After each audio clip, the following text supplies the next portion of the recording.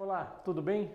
Meu nome é Renato Raiol e talvez você não me conheça. Eu sou o fundador da Quant, um gabinete que começou como empresa de construção e que hoje está vocacionado a ajudar outras empresas de construção em aço leve a obter maior economia de tempo e de dinheiro em suas construções. Nesse vídeo de hoje eu vou te explicar os cuidados que você deve ter quando recorrer ao financiamento bancário para pagar a sua construção em aço leve. Nesse vídeo eu não vou te falar sobre Euribor ou sobre a melhor linha de financiamento bancário, porque não é essa área que eu domino. O que eu vim aqui foi te dar alguns alertas para problemas que poderão ou atrasar ou paralisar por completo a sua construção feita com financiamento bancário. Em primeiro lugar, vale um esclarecimento. Não existe qualquer restrição por parte dos bancos de se financiar uma construção feita em aço leve.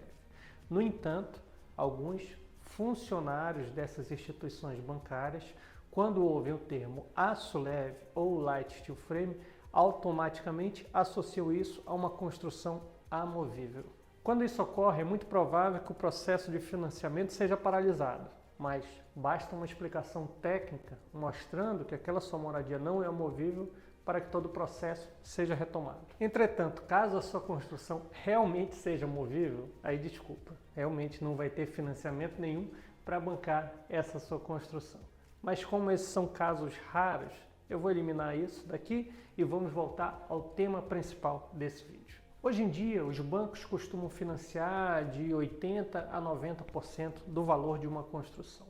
Isso significa que, se o proprietário tiver 10% do valor total da obra, seria suficiente para que ele possa iniciar esse processo. No entanto, eu sempre costumo orientar os donos de obra para que tenham recurso a mais do que o percentual definido pelo banco.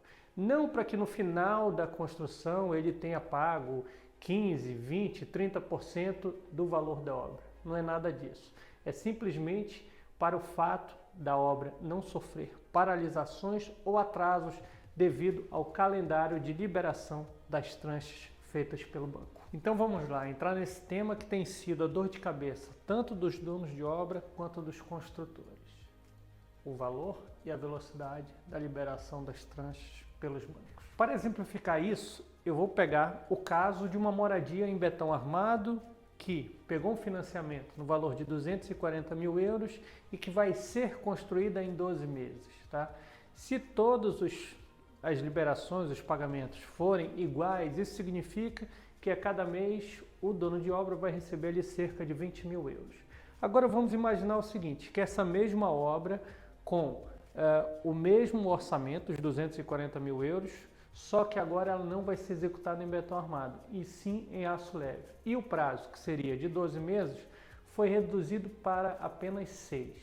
Isso significa que se as parcelas forem iguais, de igual valor, a cada mês o cliente teria que receber 40 mil euros. Tá bem? Tá anotado? Aqui podemos começar a ter os primeiros problemas. Pelo seguinte, o banco não está acostumado a liberar valores altos num período pequeno.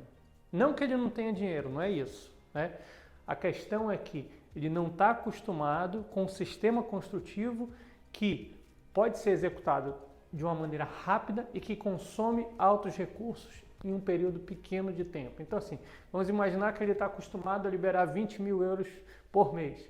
Se você fala que agora são 40 mil euros, ele já, a partida, já fica um pouco ali assustado. Para agravar um pouquinho mais essa situação, eu vou ter agora a seguinte situação. O percentual de valor que corresponde à fundação mais o valor da estrutura de aço leve, normalmente corresponde a um percentual maior no montante todo da obra do que a fundação, pilares, vigas e lajes de uma construção em betão armado. Tá? Então vamos imaginar, enquanto na obra de betão armado, fundação e superestrutura representaria, sei lá, 20% do valor da obra, no aço leve, essa mesma etapa, que é a fundação mais a estrutura de aço leve, pode corresponder aí a 30% ou 40%, por exemplo. Tá? Então, assim, já aqui já começa a ter um pouquinho de confusão na troca de informações entre o dono de obra, o construtor e o banco. E aí, sabe onde começa a dar o problema? É que quando o avaliador do banco vai lá na sua obra e ele verifica assim, olha, essas etapas aqui edificadas em uma construção tradicional representaria 30% do valor da obra, quando na verdade em aço leve isso representa 40% do valor da obra. Se ele liberar somente os 30%, aí você já começa a ter problema. Por quê? O construtor precisa receber o valor dos serviços que foram executados. E o dono de obra não vai receber do banco o valor correspondente para pagar por aqueles serviços. Lembra agora por que eu falei que é interessante que o dono de obra não tenha somente aqueles 10% que o banco exige, mas sim um pouquinho mais, que é justamente para evitar esse tipo de problema. Uma forma de tentar evitar esse tipo de problema é o seguinte: solicite da empresa de construção um orçamento bem detalhado, que esteja especificado o valor correspondente a cada uma das etapas de obra e também um calendário de execução, para que você saiba mais ou menos o recurso, o percentual de obra que você vai ter que pagar a cada mês, tá? De posse desse documento, você deve levar isso ao banco, tá? Conversar ali com a pessoa que está a tratar do seu financiamento, tá? E, de preferência, se for possível, anexar esse orçamento ao contrato de financiamento, tá?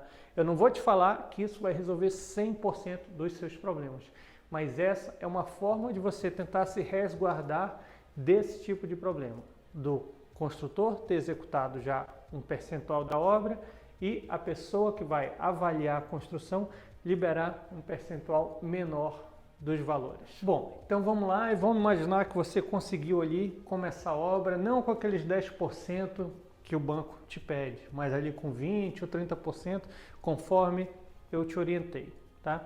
Então a questão é o seguinte: você não vai deixar para solicitar a vistoria do banco só depois que você gastar todo o seu dinheiro. Não, você gasta os 10% que o banco pediu, tá?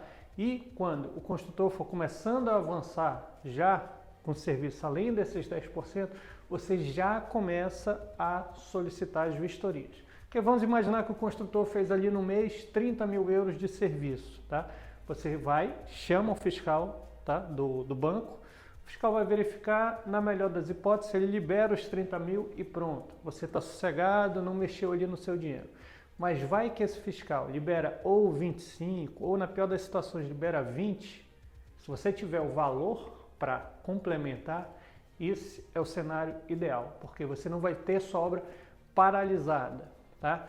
E aqui, mais uma vez eu destaco, esse recurso que você vai ter a mais não significa que no final da sua obra pronta, você gastou mais do que aqueles 10% que o banco te pediu. Você apenas adiantou para o construtor para que não tenha obra paralisada. Gente, o pior dos cenários é você ter uma obra paralisada, uma obra atrasada. Por quê?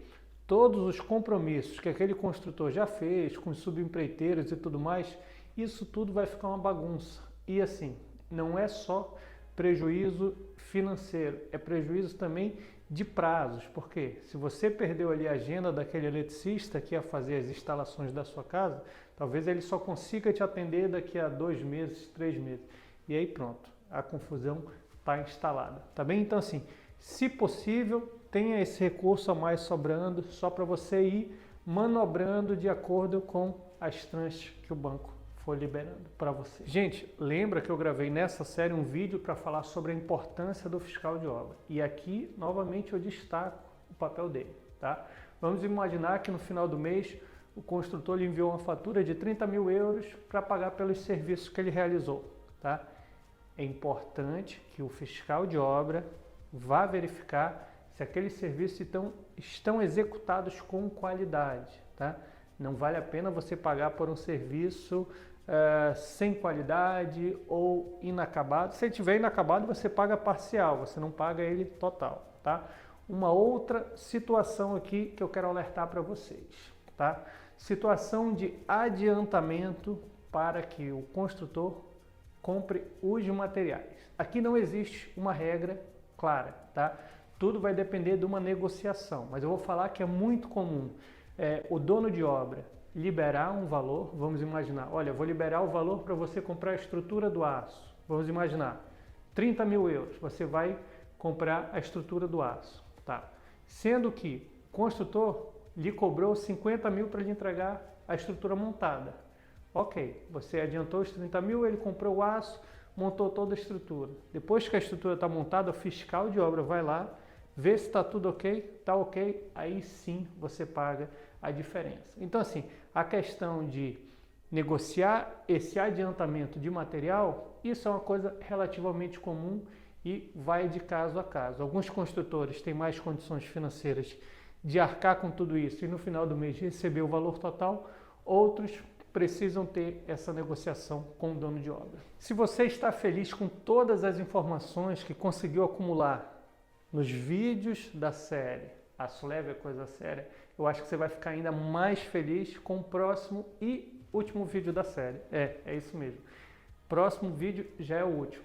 E ali eu vou fornecer para você, dono de obra, um checklist para você ver se você está ali com tudo pronto. Primeiro, para dar entrada ali na Câmara e aprovar seus projetos. E segundo, para você escolher o seu construtor.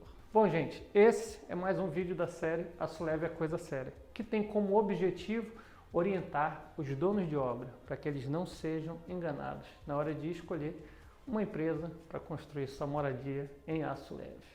Se você gostou desse conteúdo, saiba que tem vários outros vídeos para trás e somente mais um à frente para finalizar esse conteúdo, tá bem? Muito obrigado e até o último vídeo.